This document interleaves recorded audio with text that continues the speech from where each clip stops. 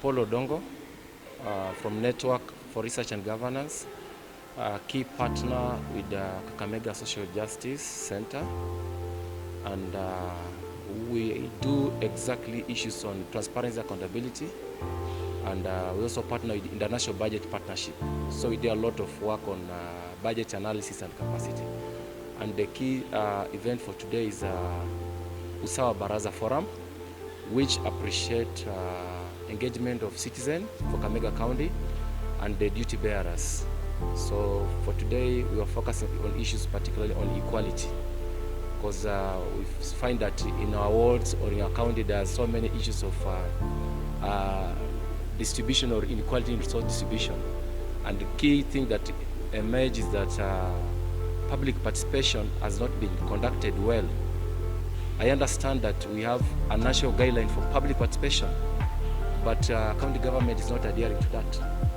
It's the fact that they do a lot of rubber stamping. And also we see so many expectations or a community turnout for public participation due to maybe they want to be motivated by money or they go there because of money. But as we are advocating that citizens need to constantly engage the duty bearers, it's like an accountability forum so that they can understand what they want, because all the citizens, they are taxpayers, especially here in Kakamega, so that we find that there should be equity in resource distribution, equity in terms of employment, equity in health sectors, because we find now that Kakamega, there are rising a rampant case of teenage pregnancy. Now, can the health facility manage to accommodate that kind of pressure? Because we find that so many teen mothers are going to deliver during this season. What action are they going to take in terms of a school re-entry program? They have talked about maybe supporting teenage mothers. Now, is that encouraging teenage pregnancy or reducing? And is the measure sustainable? And also during the COVID, we had a lot of misappropriation of funds.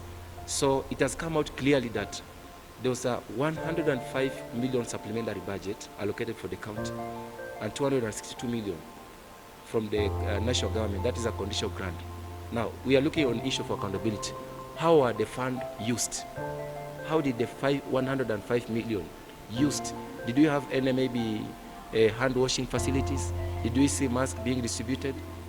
See, those are the key issues that have been affecting us. So this kind of forum or Usawa forum has to bring citizens to understand their importance in participating or engaging the citizen. So you see there were cases of police brutality. So many people were injured. There's issues of incest during COVID. People got engaged in sexual intercourse. People were raped. You see such cases. We advocate for human rights. We advocate for equality. How do we empower a girl child? I think those are some of the things that actually I'm trying to mention. So the key objectives to make sure that there's justice, there's equity in the society, yeah, and empowerment. Yes.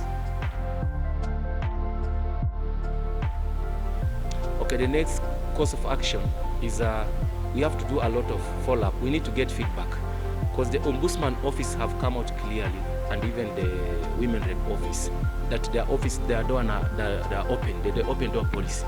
So we need to make sure that they agree to certain commitment. There's a policy brief that we have been working on in partnership with AMREF, the Y Act project. And the policy brief that we are suggesting that it needs to be incorporated in the sexual gender-based violence policy, so that we see the cases of teenage pregnancy being reduced. Because it's only a policy that you can hold the duty bearer accountable. You can have something that you can justify.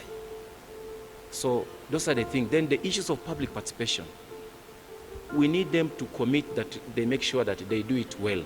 I understand there's a policy also on public participation, but is it operationalized? How are you going to curb these challenges?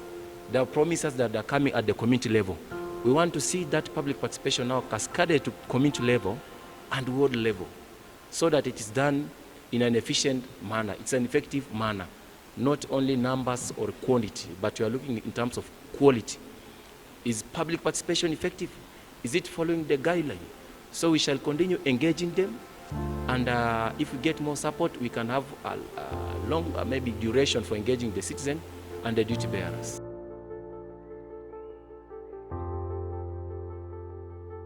Okay, I can answer you like this. We cannot say that the county has failed completely, but we have seen some achievement.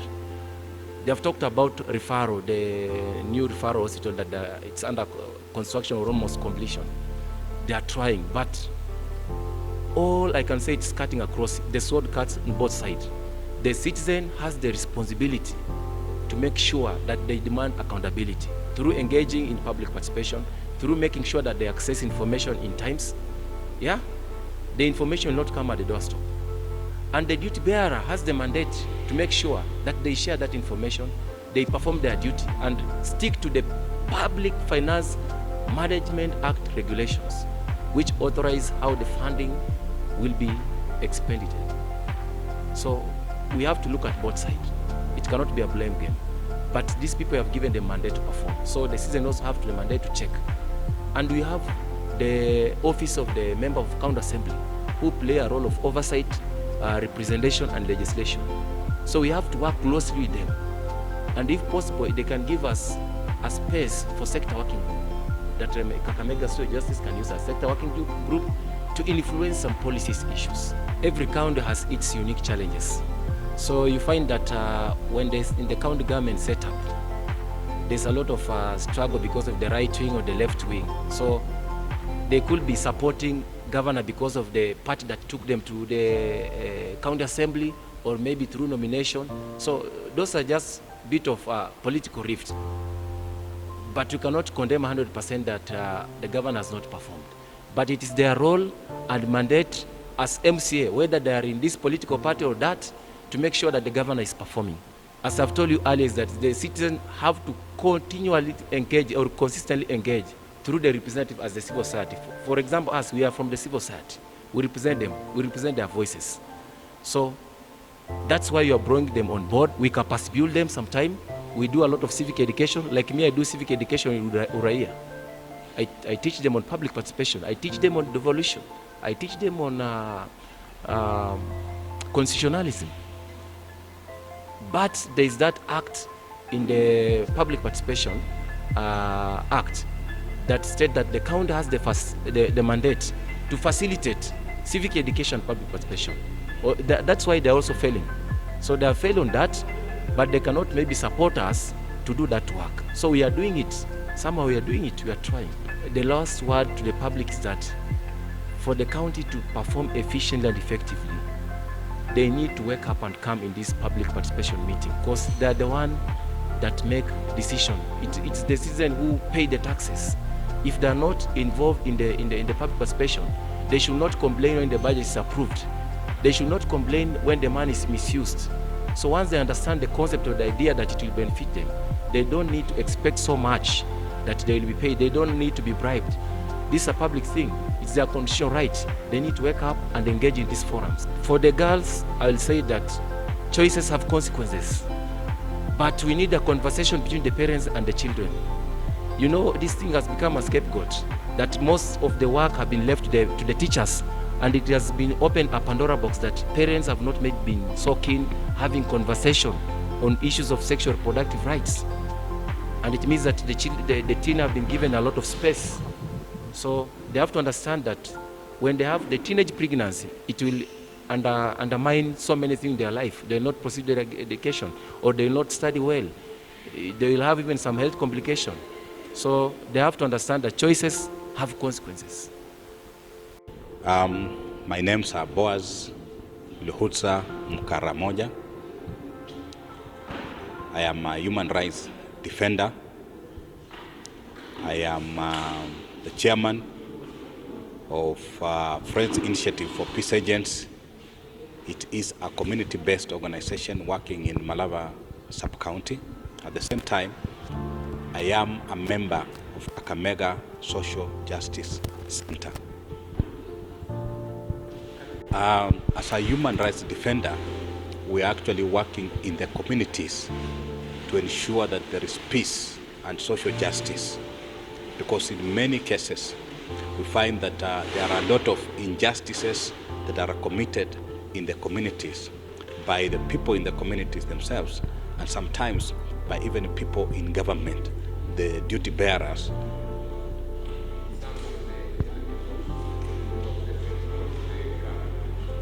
The challenges that we are facing as a community in Malava and in Kakamega County in general are, one, we have a lot of injustices in the families, where you find that many people in the family are suffering from injustices caused by family members themselves.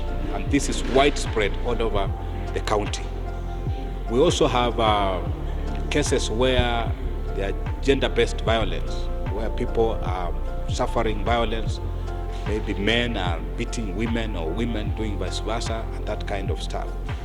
Also, we have sexual gender-based violences, sexual assaults, we have rape and such things going on in the communities. And sometimes these rape cases are cases that are done by non-family members, an uncle raping a niece or a cousin or family members or community members against another community member.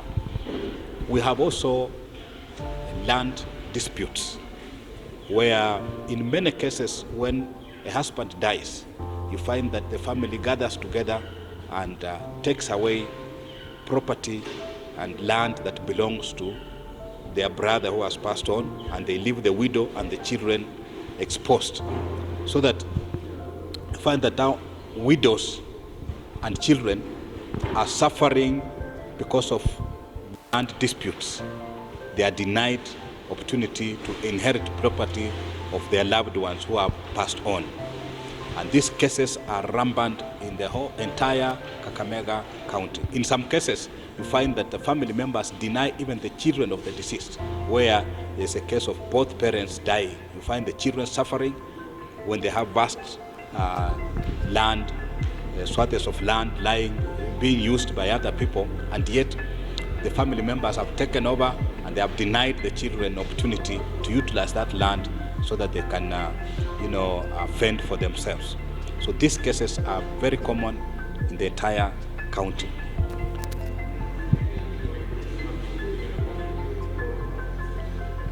You see, the fight for equality is a fight that cannot last a short period.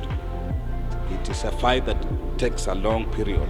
So you are actually gain successes bit by bit as you go. But it's not a fight for a day. So far, the fight has been good and there are many successes that have been recorded, but there are still many challenges because the cases of inequalities are just too many in the community. So it needs a lot of sensitization, it needs a lot of resources to reach all the people. So the gaps majorly here is the resources to reach the communities. But so far, so good.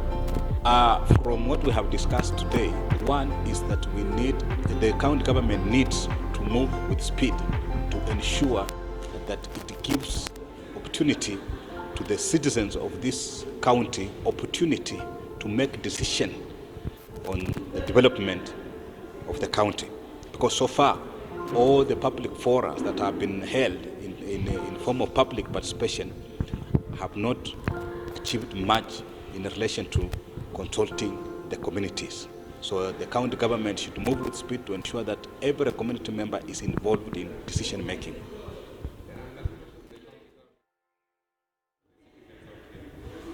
The citizens actually are supposed to look for information,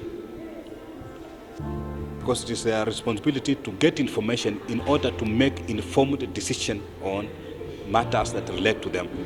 In many cases, you find that the community members actually don't look for information to enable them articulate the issues that are affected effectively. So this has been a gap that it needs to be covered.